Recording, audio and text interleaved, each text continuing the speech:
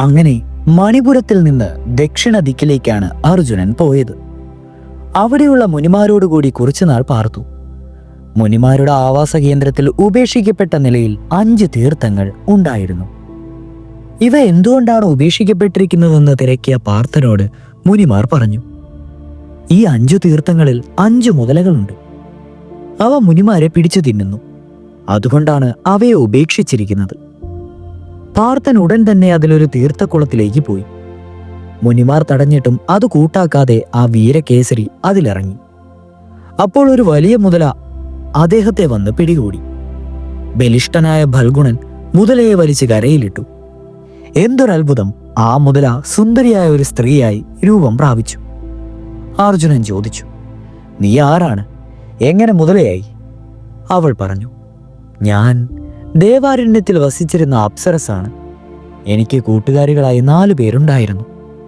ഞങ്ങൾ 5 പേരും കൂടി ദേവലോകത്തേക്ക് പോകുമ്പോൾ കാട്ടിൽ വെച്ച് തപസ് ചെയ്യുന്ന ഒരു ബ്രാഹ്മണനെ കണ്ടു.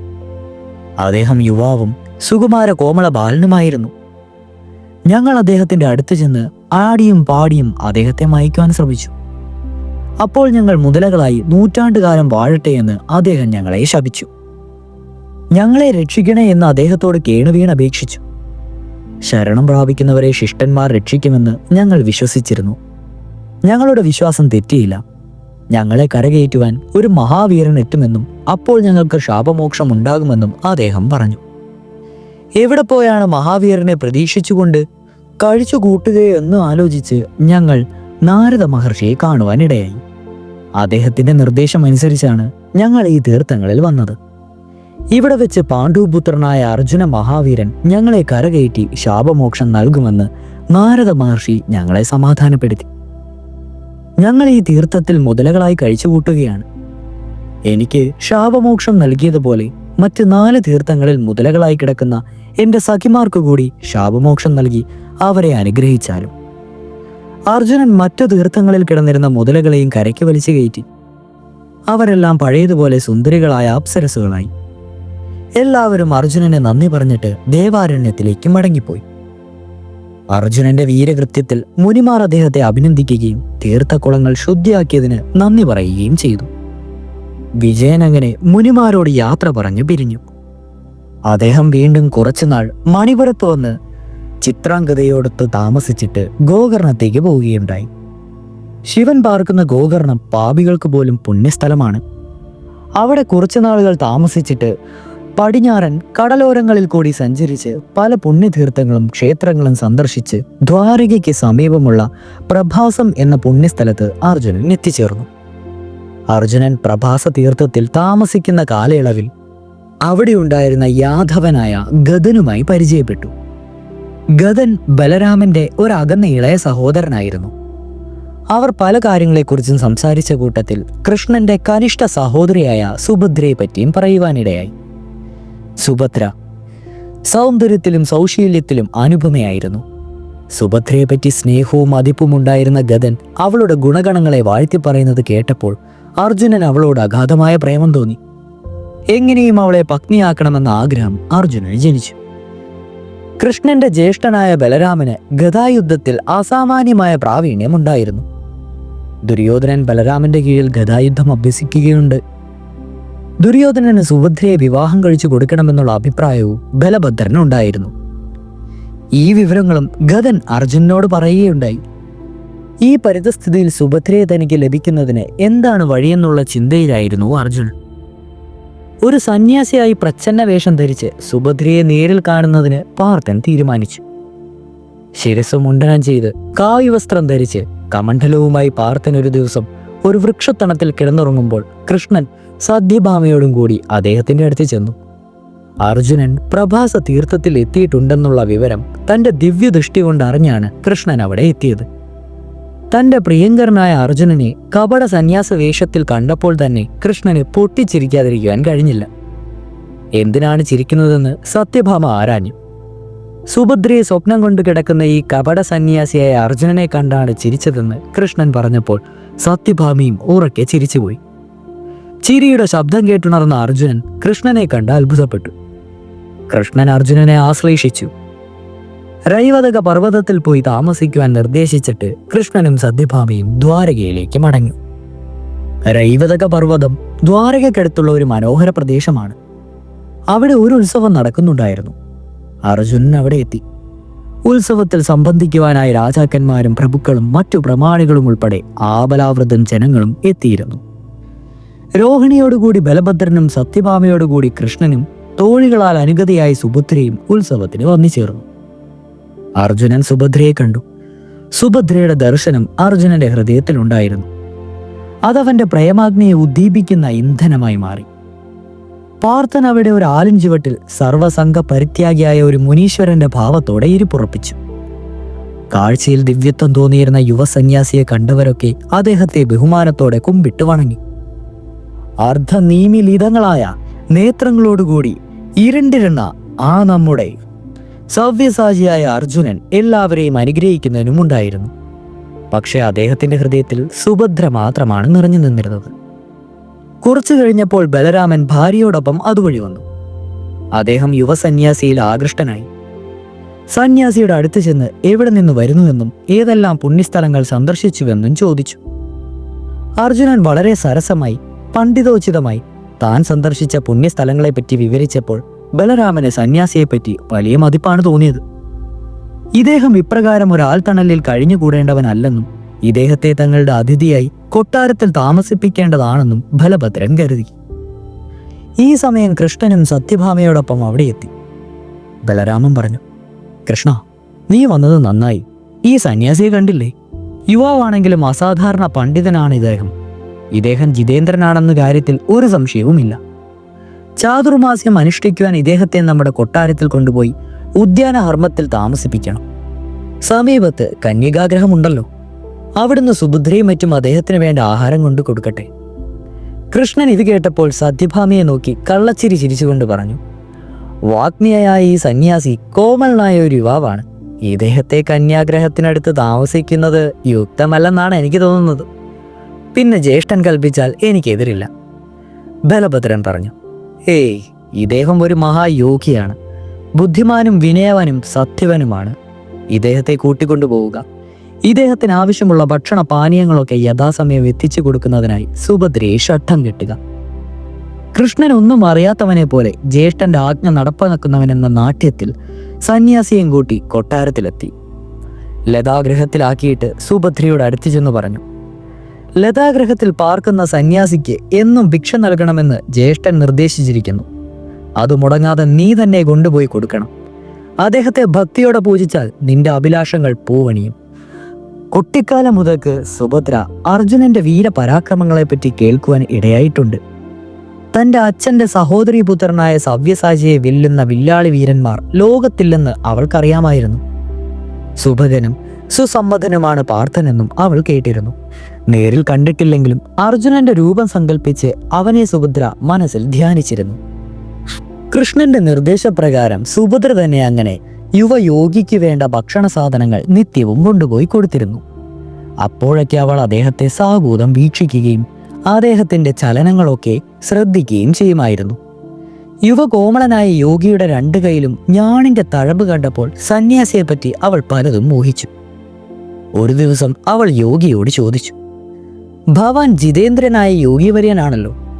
ദേശാടനം നടത്തി പരിണത പ്രജ്ഞാനമായവനുമാണ്. അങ്ങയുടെ യാത്രക്കിടയിൽ അങ്ങ് ഇന്ദ്രപ്രസ്ഥത്തിൽ പോയിരിക്കുവാൻ ഇടയുണ്ടല്ലോ. എൻ്റെ അച്ഛൻ്റെ സഹോദരിയായ കുന്തിക്ക് സൗഖ്യം തന്നെയല്ലേ? ധർമ്മജ്ഞനെ അങ്ങ് കാണുകയുണ്ടായോ? വായുനന്ദനായ ഭീമൻ എങ്ങനെയിരിക്കുന്നു? ബൽഗുണൻ തീർത്ഥാടനം നടത്തുന്നെന്ന് കേട്ടു. അത് ശരിയാണോ? ഭാഗ്യവാനായ അദ്ദേഹത്തെ കാണുകയോ സംസാരിക്കുകയോ ഉടുണ്ടായോ? എല്ലാം അറിയുവാൻ ആഗ്രഹമുണ്ട്. ഇത് കേട്ടപ്പോൾ അർജുനൻ കോൾമേർ കൊണ്ടു മനസ്സാകെ കുളിരടിഞ്ഞു. കള്ളച്ചിരിയോടെ പ്രതിവചിച്ചു, കുന്തി ദേവിക്ക് സൗഖ്യം തന്നെ. ധർമ്മപുത്രനും സോദരനും ധർമ്മത്തോടെ രാജ്യഭാരം ചെയ്യുന്നു. അർജുനൻ തീർത്ഥാടനത്തിന് പോയിരിക്കുകയാണ്. ഞാൻ കണ്ടില്ല. എന്നാൽ ഞാനൊരു രഹസ്യം പറയാം. സ്ത്രീകളോട് രഹസ്യം പറയരുതെന്നാണ് അഭിജ്ഞാന മതം. എങ്കിലും നിന്നോട് പറയാം. അർജുനൻ സുഭദ്രയിൽ അനുരക്തനാണെന്നും സന്യാസി വേഷത്തിൽ ദ്വാരകയിൽ എത്തിയിട്ടുണ്ടെന്നും ഞാൻ കേട്ടു. അർജുനൻ സുഭദ്രയിൽ അനുരക്തനാണെന്ന് കേട്ടപ്പോൾ രോമാഞ്ച കഞ്ചുകയായ സുഭദ്ര കാൽനഖങ്ങൾ അതുകൊണ്ട് നിലത്തൊരിച്ച് വരകൾ വരച്ചു. തലകുനിച്ച് നിന്നു. സുഭദ്രയുടെ അന്തർഗതം പാർത്ഥനും വ്യക്തമായി മനസ്സിലായി. അവൾ തന്നിൽ അനുരക്തയാണ്. അവന്റെ ഹൃദയത്തിൽ വിവിധ വികാരങ്ങളുടെ ആ ഒരു വേലിയേറ്റം തന്നെ ഉണ്ടായി.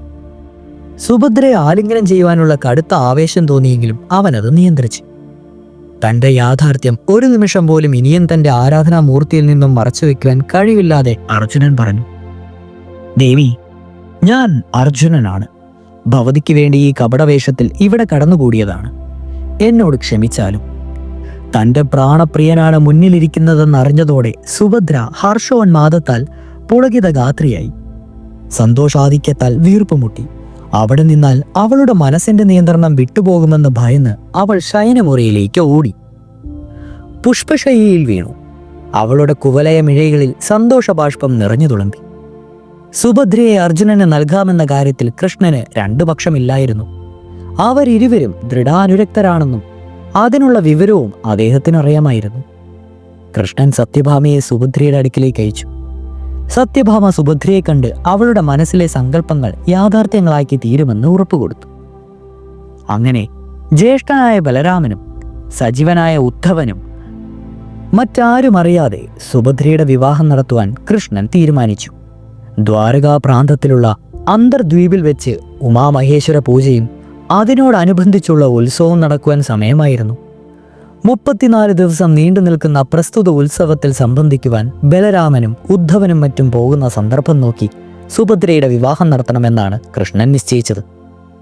അപ്രകാരം തന്നെ ഉത്സവത്തിനിടയ്ക്ക് ഒരു ശുഭമുഹൂർത്തത്തിൽ വിവാഹം നടന്നു.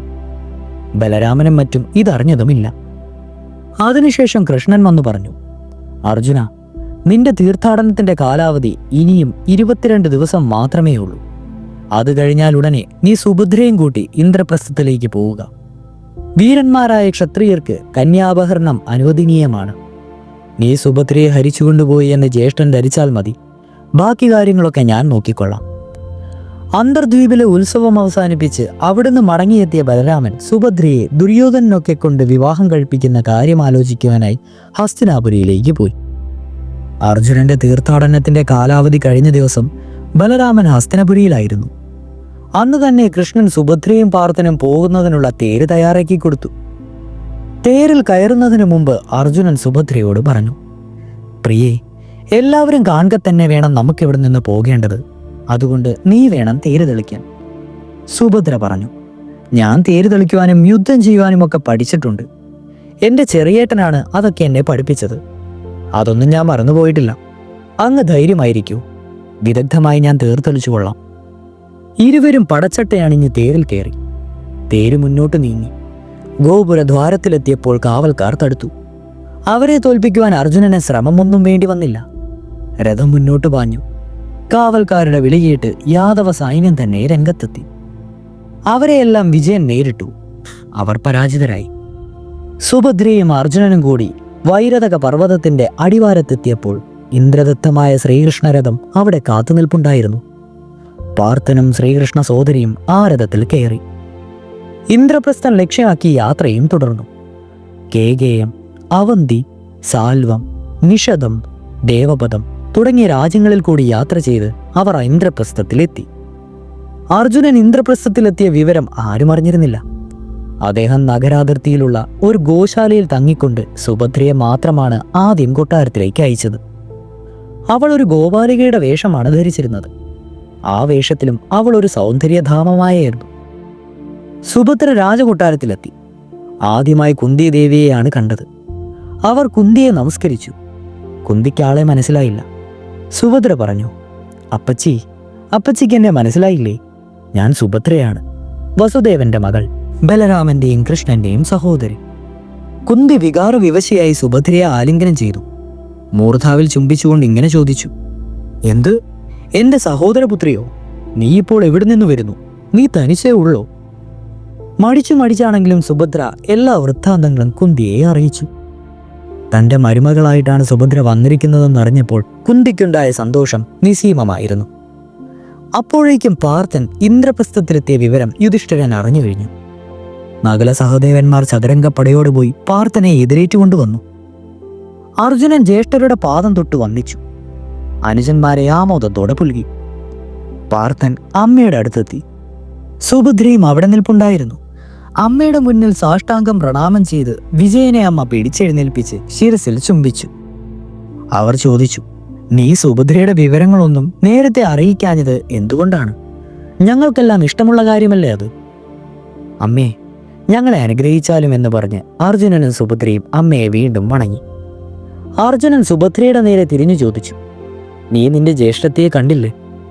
സുഭദ്ര മറുപടിയൊന്നും പറയാതെ നിന്നതേയുള്ളൂ. പാർത്ഥൻ പാഞ്ചാലിയുടെ അടുത്തെത്തി. അവൾ വിവരങ്ങളെല്ലാം അറിഞ്ഞ് പരിഭ്രമിച്ച് നിൽക്കുകയായിരുന്നു. സ്നേഹവും വാത്സല്യവും പ്രകടമാക്കുന്ന വിധത്തിൽ പാഞ്ചാലിയുടെ കവിളത്തിൽ നുള്ളിക്കൊണ്ട് പാർത്ഥൻ പാഞ്ചാലിയോട് ചോദിച്ചു, നീ എന്തിനാണ് പരിഭ്രമിക്കുന്നത്? സുഭദ്ര വന്നതുകൊണ്ടാണോ? അവൾ നിനക്ക് പ്രിയങ്കരനായ നിന്റെ ആരാധനാ മൂർത്തിയായ ശ്രീകൃഷ്ണന്റെ സഹോദരിയല്ലേ? അവൾ നിനക്ക് വിധേയയായിരിക്കും. നീയാണ് എന്നും പാണ്ഡവരുടെ പട്ടമഹിഷി, എന്റെ പ്രിയമതയും. അർജുനൻ പിന്നെയും പല സ്നേഹവർത്തമാനങ്ങളും പറഞ്ഞ് പാഞ്ചാലിയുടെ പരിഭവം അകറ്റി. അപ്പോഴേക്കും സുഭദ്രയും അവരുടെ സമീപമെത്തി. അവൾ പാഞ്ചാലിയുടെ പാദത്തിൽ വീണ് നമസ്കരിച്ചു. അവൾ പറഞ്ഞു, ജ്യേഷ്ഠത്തി, ഞാനെന്നും അവിടുത്തെ ദാസിയാണ്. പാഞ്ചാലി സന്തോഷപൂർവ്വം സുഭദ്രയെ ആലിംഗനം ചെയ്ത് ആശീർവദിച്ചു. ഹസ്തിനാപുരിയിൽ നിന്ന് മടങ്ങിയെത്തിയപ്പോഴാണ് ബലരാമൻ സുഭദ്രാഹരണത്തിന്റെ വൃത്താന്തം അറിഞ്ഞത്. അദ്ദേഹം കോപാക്രാന്തനായി അലറി, അർജുനൻ നമ്മെ അപമാനിച്ചു, നമ്മുടെ കുടുംബത്തിന്റെ മാനം കെടുത്തി, കൃഷ്ണനെ ധിക്കരിച്ചു. അവൻ എൻ്റെ തലയിലാണ് ചവിട്ടിയത്. ഞാൻ എങ്ങനെ ഇത് സഹിക്കും? ധൃതരാഷ്ട്രരോട് ഞാൻ എന്തു പറയും? ദുര്യോധനന്റെ മുഖത്ത് ഞാൻ ഇനി എങ്ങനെ നോക്കും? ഹേ കൃഷ്ണ, നീ എന്താണൊന്നും മിണ്ടാത്തത്? ഞാൻ പാണ്ഡവന്മാരെ ഒന്നാകെ മുടിക്കും. ഒരൊറ്റ പാണ്ഡവനെയും ഞാൻ ഭൂമിയിൽ വെച്ചേക്കുകയില്ല. ബലഭദ്രൻ ഇപ്രകാരം മേഘനാഥം പോലെ ഗർജിച്ചപ്പോൾ കൃഷ്ണൻ സാവധാനത്തിൽ അടുത്തെത്തി. അദ്ദേഹത്തെ സമാധാനിപ്പിക്കുവാനായി ശ്രമിച്ചുകൊണ്ട് പറഞ്ഞു, ജ്യേഷ്ഠ, സാവധാനമായി ചിന്തിച്ചു നോക്കിയാൽ അർജുനൻ നമ്മുടെ കുലത്തിന് ഒരപമാനവും ഉണ്ടാക്കിയിട്ടില്ല. അവൻ നമ്മുടെ അച്ഛന്റെ സഹോദരീപുത്രനല്ലേ? ധർമ്മിഷ്ഠനായ ധർമ്മപുത്രരുടെ അനുജനല്ലേ? ലോകത്തിലെ ഏറ്റവും ശക്തനായ വായുപുത്രൻ അവന്റെ ജ്യേഷ്ഠനല്ലേ? ശന്തനുവിന്റെ പേരക്കിടാവല്ലേ? പാർത്ഥൻ പാണ്ഡവ കുല തിലകമല്ലേ? വില്ലാളി വീരനല്ലേ? പോരിൽ അവനെ ജയിക്കുവാൻ കഴിയുന്നവർ ആരെങ്കിലും ഉണ്ടോ? അങ്ങനെയുള്ള വിജയൻ നമ്മുടെ സഹോദരിയെ ഇഷ്ടപ്പെട്ടതിൽ എന്ത് തെറ്റാണുള്ളത്? ക്ഷത്രിയ വീരനായ ഫൽഗുണൻ സുഭദ്രയെ ഹരിച്ചുകൊണ്ടുപോയതിൽ എന്ത് അധർമ്മമാണുള്ളത്? കന്യാകരണം ശൂരന്മാർക്ക് ഭൂഷണമല്ലേ? അർജുനനോ പാണ്ഡവകുലത്തിനോ എന്തെങ്കിലും ദ്രോഹം നാം ചെയ്താൽ അതിന്റെ ഫലം അനുഭവിക്കേണ്ടി വരുന്നത് നമ്മുടെ അരുമ സഹോദരിയല്ലേ? അവൾ അർജുനനെ അകമഴിഞ്ഞ് സ്നേഹിക്കുന്നുണ്ട്. അവളെ വേദനിപ്പിക്കുവാൻ ജ്യേഷ്ഠൻ ആഗ്രഹിക്കുന്നുണ്ടോ? അതുകൊണ്ട് അർജുനനെ നമ്മുടെ സാല്യനായി സ്നേഹപൂർവ്വം സ്വീകരിക്കണമെന്നാണ് എൻ്റെ വിനീതമായ അപേക്ഷ. കൃഷ്ണന്റെ യുക്തിയുക്തമായ വാക്കുകൾ ബലഭദ്രന്റെ മനസ്സിൽ തറച്ചു. അദ്ദേഹത്തിന്റെ കോപമാകുന്ന മഞ്ഞുകെട്ട കൃഷ്ണന്റെ യുക്തിവാദമാകുന്ന സൂര്യപ്രകാശത്തിൽ ഉരുകിപ്പോയി. ബലരാമൻ ശാന്തനായി. ബലരാമനും കൃഷ്ണനും യാദവരോടും മറ്റു ബന്ധുക്കളോടും സൈന്യത്തിന്റെ അകമ്പടിയോടും കൂടി ഇന്ദ്രപ്രസ്ഥത്തിലെത്തി. നഗര കവാടത്തിൽ വെച്ച് നകുല സഹദേവന്മാർ കൃഷ്ണനെയും സംഘത്തെയും എതിരേറ്റു. നഗരം മുഴുവനും കവനീയമായി അലങ്കരിച്ചിരുന്നു. ജനങ്ങൾ ആഡംബരപൂർവ്വം കൃഷ്ണനെയും മറ്റും കാണുവാൻ നഗരവീഥികളിൽ തടിച്ചുകൂടി. കൊട്ടാരത്തിൽ പ്രവേശിച്ചപ്പോൾ യുധിഷ്ഠിരൻ ബലരാമനെ ഉപചാരപൂർവ്വം വന്ദിച്ചു. ബലരാമനും കൃഷ്ണനും യുധിഷ്ഠിരനെ ആശ്ലേഷിച്ച് ആശീർവദിച്ചു. മറ്റു പാണ്ഡവന്മാരെയും അവർ അനുഗ്രഹിച്ചു. വളരെ വില കൂടിയ അനവധി പാരിതോഷികങ്ങൾ വധൂവരന്മാർക്ക് നൽകുകയും ചെയ്തു. എല്ലാവരും കൗതുകചിത്തരായി. അവിടെ അവർ കുറച്ചുനാൾ ഇന്ദ്രപ്രസ്ഥത്തിൽ താമസിച്ചിട്ട് മടങ്ങിപ്പോയി. കൃഷ്ണൻ മാത്രം കുറച്ചുനാൾ കൂടി അവിടെ താമസിച്ചു. അദ്ദേഹം അർജുനനുമൊത്ത് വനത്തിൽ പോയി നായാടിയും മറ്റ് സന്ദർഭങ്ങളിൽ പാണ്ഡവന്മാരുമായി വിനോദങ്ങളിൽ ഏർപ്പെട്ടും കഴിച്ചുകൂടി. സുഭദ്ര യഥാകാലം ഒരു പുത്രനെ പ്രസവിച്ചു. അവന് അഭിമന്യു എന്ന് നാമകരണം ചെയ്തു. അവന്റെ അച്ഛനെ പോലെ വീരപരാക്രമിയും അമ്മാവനെ പോലെ മേധാവിയും ജ്യേഷ്ഠ പിതാവിനെ പോലെ ബലവാനുമായിരുന്നു അഭിമന്യു. പാണ്ഡവരുടെ എല്ലാവരുടെയും ലാളനപാത്രമായിട്ട് അഭിമന്യു വളർന്നു വന്നു. പാഞ്ചാലിക്കങ്ങനെ 5 ഭർത്താക്കന്മാരിൽ നിന്ന് 5 പുത്രന്മാരുമുണ്ടായി. അവർ യഥാക്രമം പ്രതിവിന്ധ്യൻ, സുതസോമൻ, ശ്രുതകർമാവ്, ശതാനികൻ, ശ്രുതസേനൻ എന്നിവരായിരുന്നു. അവർ 5 പേരും ഓരോ വർഷവും ഇടവിട്ടാണ് ജനിച്ചത്. എല്ലാവരും പരസ്പരം സ്നേഹിച്ചും വിശ്വസിച്ചും ഐക്യമത്യത്തോടെ ഇന്ദ്രപ്രസ്ഥത്തിൽ വളർന്നു വന്നു. ഒരു ദിവസം അങ്ങനെ കൃഷ്ണനും അർജുനനും കൂടി വിനോദത്തിനും വിശ്രമത്തിനുമായി പരിവാര സമേതം യമുനാതീരത്തുള്ള വിഹാരഹർമ്മ്യത്തിലെത്തി. അവർ അവിടെയെല്ലാം ചുറ്റിക്കറങ്ങിയ ഒരു പീഠത്തിന്മേൽ വന്നിരുന്നു. അപ്പോൾ ഒരു ബ്രാഹ്മണൻ അവിടെ സമീപത്തെത്തി. ജ്വലിക്കുന്ന തേജസ്സോടുകൂടിയ അദ്ദേഹം ആജാനുബാഹുവായിരുന്നു. മരവുരിയും ജടയും ധരിച്ചിരുന്ന അദ്ദേഹത്തിന് ചെമ്പിച്ച താടിമീശകളായിരുന്നു ഉണ്ടായിരുന്നത്.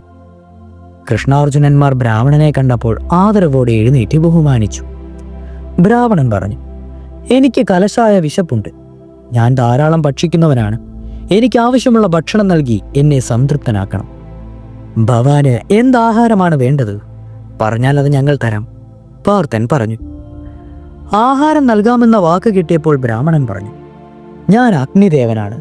എനിക്ക് ആഹാരമായി വേണ്ടത് ഈ കാണുന്ന ഗാണ്ഡവ വനമാണ്. ഇന്ദ്രനാണ് ഇതിപ്പോൾ സംരക്ഷിക്കുന്നത്. അവന്റെ സ്നേഹിതനായ തക്ഷകൻ ഇവിടെയാണ് താമസം. ഞാൻ ഇതിനു മുമ്പ് ഇത് ദഹിപ്പിക്കുവാൻ പല പ്രാവശ്യം ശ്രമിച്ചതാണ്. അപ്പോഴൊക്കെ ശക്രൻ, അതായത് ഇന്ദ്രൻ, മഴ പെയ്യിപ്പിച്ച് അഗ്നി കെടുത്തിക്കളയും. അങ്ങനെ അവനോട് ഞാൻ തോറ്റിരിക്കുകയാണ്.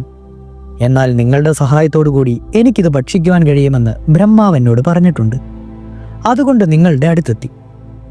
ഇത് കേട്ടപ്പോൾ ബ്രഹ്മാവ് അഗ്നിഭഗവാനെ തങ്ങളുടെ അടുത്തേക്ക് നിയോഗിക്കുവാനുള്ള കാരണം എന്താണെന്നറിയുവാൻ കൃഷ്ണാർജുനന്മാർ ആഗ്രഹിച്ചു. അവർ ബ്രാഹ്മണനോട് കാരണം തിരക്കി. ബ്രാഹ്മണൻ പറഞ്ഞു, പണ്ട് ശ്വേതകി എന്ന പ്രസിദ്ധനായ ഒരു രാജാവുണ്ടായിരുന്നു. യാഗം നടത്തുക എന്നുള്ളതായിരുന്നു അദ്ദേഹത്തിന്റെ ജീവിതവ്രതം. അദ്ദേഹം പല കാലങ്ങളായി ഒട്ടനേകം യാഗങ്ങൾ നടത്തി. അതിൽ പങ്കെടുത്ത മുനിമാരെല്ലാം നിരന്തരമായി ചൂടും പുകയുമേറ്റ് രോഗികളായി. പിന്നീട് അദ്ദേഹത്തിന്റെ യാഗം നടത്തുവാൻ മുനിമാരാരും സഹകരിച്ചില്ല. രാജാവ് അങ്ങനെ പരമശിവനെ തപസ് ചെയ്തു. അദ്ദേഹം പ്രീതനായി പ്രത്യക്ഷപ്പെട്ടു. രുദ്രൻ തന്നെ വന്ന് യാഗം നടത്തി കൊടുക്കണമെന്ന് രാജാവ് അപേക്ഷിച്ചു. യാഗം നടത്തുക ബ്രാഹ്മണരുടെ അധികാരത്തിൽപ്പെട്ടതാണെന്നും രാജാവ് തുടർച്ചയായി നെയ് വീഴ്ത്തിയ അഗ്നിയെ തൃപ്തിപ്പെടുത്തിയാൽ താൻ ഒരു ബ്രാഹ്മണനെ നിയോഗിച്ച് യാഗം നടത്തി കൊടുക്കാമെന്നും ഉമകാന്തൻ പറഞ്ഞു. അതനുസരിച്ച് 12 വർഷം തുടർച്ചയായി ബ്രഹ്മചര്യ വ്രതത്തോടെ അഗ്നിയിൽ നെയ് വീഴ്ത്തി രാജാവ് അഗ്നിയെ തൃപ്തിപ്പെടുത്തി. പരമശിവൻ ഏറ്റിരുന്നതനുസരിച്ച് ദുർവാസാവ് എന്ന മുനിയെ നിയോഗിച്ച് ശ്വേതകിയുടെ യാഗം നടത്തിക്കൊടുക്കുകയും ചെയ്തു. 12 വർഷം തുടർച്ചയായി നെയ് ഭക്ഷിച്ച അഗ്നിക്ക് അജീർണം ബാധിച്ചു. രോഗശമനത്തിനായി അഗ്നി ബ്രഹ്മാവിനെ സമീപിച്ചു. ഗാണ്ഡവ വനം ഭക്ഷിച്ചാൽ അസുഖം മാറുമെന്ന് ബ്രഹ്മാവ് നിർദ്ദേശിച്ചു. അഗ്നി അങ്ങനെ അതിനൊരുമ്പിട്ടു.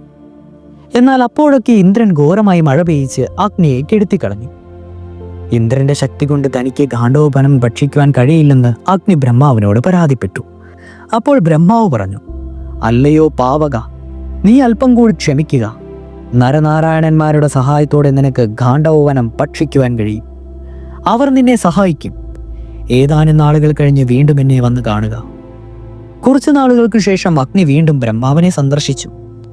ബ്രഹ്മാവ് പറഞ്ഞു, അല്ലയോ അഗ്നി, ദേവേന്ദ്രനെ നോക്കി നിൽക്കി നിനക്ക് ഗാണ്ഡവദനം ദഹിപ്പിക്കുവാൻ കഴിയും. നരനാരായണന്മാർ ജനിച്ചു കഴിഞ്ഞിരിക്കുന്നു. അവരെ ലോകർ കൃഷ്ണാർജുനന്മാർ എന്ന് വിളിക്കുന്നു. അവർ ഇപ്പോൾ ഗാണ്ഡവ വനത്തിന് സമീപത്ത് താമസിക്കുന്നുണ്ട്. അവരെ പോയി കാണുക. അവരുടെ സഹായത്തോടെ നീ ഗാണ്ഡവ വനം ഭക്ഷിക്കുക. ഇപ്രകാരമാണ് ബ്രഹ്മാവ് എന്നെ നിങ്ങളുടെ അടുത്തേക്ക് നിയോഗിച്ചത്. നിങ്ങൾ എനിക്ക് വേണ്ട ഭക്ഷണം നൽകുമെന്ന് സമ്മതിച്ചിട്ടുമുണ്ട്. ഗാണ്ഡവ വനം എനിക്ക് ഭക്ഷിക്കുവാൻ സൗകര്യപ്പെടുത്തുന്നതിന് നിങ്ങളുടെ വാക്ക് പാലിച്ചാലും. അഗ്നി ഭഗവാനെ സഹായിക്കുവാൻ പാർത്ഥൻ തീരുമാനിച്ചു. ഇന്ദ്രൻ എതിർത്താലും ഗാണ്ഡവ വനം ചുടുന്നതിന് കഴിയുമെന്ന് അഗ്നി ഭഗവാനെ ധൈര്യപ്പെടുത്തി. എന്നാൽ ഒരു പോരിന് വേണ്ട ആയുധങ്ങളൊന്നും കൃഷ്ണന്റെയോ അർജുനന്റെയോ കയ്യിലുണ്ടായിരുന്നില്ല. ആകയാൽ ആവശ്യമായ ആയുധങ്ങളും മറ്റുപകരണങ്ങളും ബ്രാഹ്മണൻ തന്നെ വരുത്തി കൊടുക്കണമെന്ന് അർജുനൻ പറഞ്ഞു. ബ്രാഹ്മണൻ ഉടനെ വരുണനെ ധ്യാനിച്ചു. വരുണൻ അവിടെ പ്രത്യക്ഷപ്പെട്ടു. അഗ്നിയുടെ അപേക്ഷപ്രകാരം ഗാണ്ഡീവം എന്ന വില്ലും അക്ഷയ തൂണിയും വാനരധ്വജം നാട്ടിയ രഥവും വരുണൻ അർജുനന് നൽകി. ഗാണ്ഡീവം ബ്രഹ്മാവ് നിർമ്മിച്ചതാണ്. അത് ആത്മീയവും ഭൗതികവുമായ ശക്തിയോടും കൂടിയുള്ളതാണ്. അത്യത്ഭുതകരവും മഹാവീര്യവുമുള്ളതാണ്. അത് പ്രയോഗിക്കുന്നവന്റെ പ്രസിദ്ധി വർദ്ധിക്കുന്നുള്ളതാണ്. അതിന്മേൽ എതിരാളിയുടെ ശസ്ത്രങ്ങളൊന്നും ഏൽക്കുകയില്ല. അതിനെല്ലാ ആയുധങ്ങളെയും തടുക്കുന്നതിനുള്ള കെൽപ്പുണ്ട്. ഗാണ്ഡീവത്തിൽ നിന്ന് നയിക്കുന്ന ഒരു അസ്ത്രത്തിന് തനിക്കെതിരായി വരുന്ന 100 അസ്ത്രങ്ങളെ തകർക്കുവാൻ കഴിയും. അതിനെ ദേവ, ദാനവ, ഗന്ധർവന്മാർ പൂജിച്ചിരിക്കുന്നതാണ്. അതിൻ്റെ കൂടെയുള്ള തൂണീരത്തിൽ എപ്പോഴും നിറയെ അമ്പുകൾ ഉണ്ടായിരിക്കും.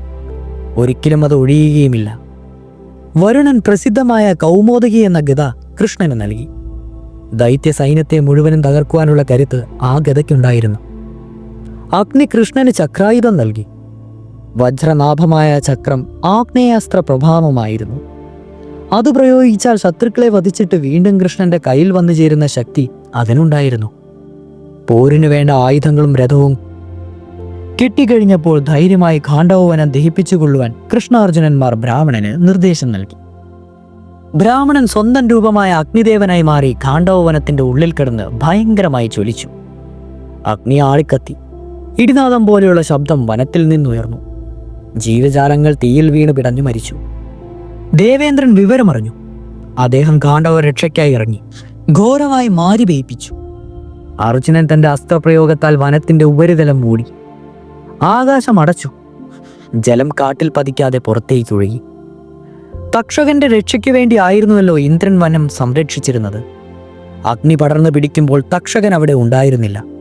അവന്റെ ഭാര്യയും പുത്രനായ അശ്വസേനനും മാത്രമേ ഉണ്ടായിരുന്നുള്ളൂ. ഭാര്യ മരിച്ചെങ്കിലും അശ്വസേനനെ അവൻ രക്ഷപ്പെടുത്തി. ഇന്ദ്രന്റെ മായാപ്രയോഗം കൊണ്ട് ഒരു നിമിഷ നേരത്തേക്ക് അർജുനൻ മോഹാലസ്യപ്പെട്ട സമയത്താണ് അശ്വസേനൻ രക്ഷപ്പെട്ടത്. അഗ്നി ആളിക്കത്തുമ്പോൾ അസുരന്മാരുടെ ശില്പിയായ മയൻ തക്ഷകന്റെ ഗുഹയിലുണ്ടായിരുന്നു. അവൻ മായാജാലം കാട്ടി രക്ഷപ്പെടുവാൻ ശ്രമിച്ചു. പക്ഷേ കൃഷ്ണന്റെ ചക്രം അവനെ പിന്തുടർന്നപ്പോൾ അവന്റെ ജീവനിന് രക്ഷയില്ലാതെയായി. അവൻ പാർത്ഥന്റെ പാദത്തിൽ അഭയം പ്രാപിച്ചു. അവനെ നശിപ്പിക്കരുതെന്ന് അഗ്നിഭഗവാനോട് അർജുനൻ അപേക്ഷിച്ചതനുസരിച്ച് അഗ്നിമയനെ ഭക്ഷിച്ചില്ല. അവസാനം ഇന്ദ്രൻ തന്നെ കൃഷ്ണാർജുനന്മാർക്കെതിരെ നേരിട്ട് യുദ്ധം ചെയ്യുവാനെത്തി. അദ്ദേഹത്തോടൊപ്പം എല്ലാ ദേവന്മാരും സൈന്യവും ഉണ്ടായിരുന്നു. യുദ്ധം കാണുവാൻ മഹർഷി പുങ്കുവന്മാർ ആകാശത്ത് അണിനിരം. ഇന്ദ്രൻ തന്റെ അവസാനത്തെ അടവായി വജ്രായുധമെടുത്ത് കൃഷ്ണാർജുനന്മാർക്കെതിരായി പ്രയോഗിച്ചു. എന്നാൽ ചക്രായുധം കൊണ്ട് കൃഷ്ണൻ വജ്രായുധം തടഞ്ഞപ്പോൾ ഇന്ദ്രന്റെ വിജയേച്ഛ നശിച്ചു. അപ്പോൾ ഒരു അശരീരി കേൾക്കായി, അല്ലയോ ദേവേന്ദ്ര, നിനക്ക് കൃഷ്ണാർജുനന്മാരെ പോരിൽ ജയിക്കുവാൻ കഴിയുകയില്ല. അവർ നരനാരായണന്മാരാണ്, ആദിദേവന്മാരാണ്, സർവ്വലോകങ്ങൾക്കും പൂജനീയരാണ്. ഖാണ്ഡവ വാരണ്യ ദഹനം ദൈവകൽപ്പിതമാണെന്നറിയുക. ഇന്ദ്രൻ യുദ്ധം നിർത്തി. കൃഷ്ണാർജുനന്മാർക്ക് ആശംസകൾ നേർന്നിട്ട് ദേവലോകത്തിലേക്ക് മടങ്ങുകയും ചെയ്തു. പിന്നീട് അഗ്നിഭഗവാൻ നിർഭയനായി പ്രചണ്ഡ താണ്ഡവമാടി. 15 ദിവസം കൊണ്ട് ഖാണ്ഡവവനം കത്തിയെരിഞ്ഞു. ഇതോടുകൂടി മഹാഭാരതത്തിലെ ആദ്യത്തെ പർവമായ ആദിപർവം സമാപിച്ചിരിക്കുകയാണ്. ഇനി പറയുവാൻ പോകുന്ന കഥകൾ മഹാഭാരതം 2ാം പർവത്തിലെയാണ്, അതായത് സഭാപർവത്തിലെ. തുടരും.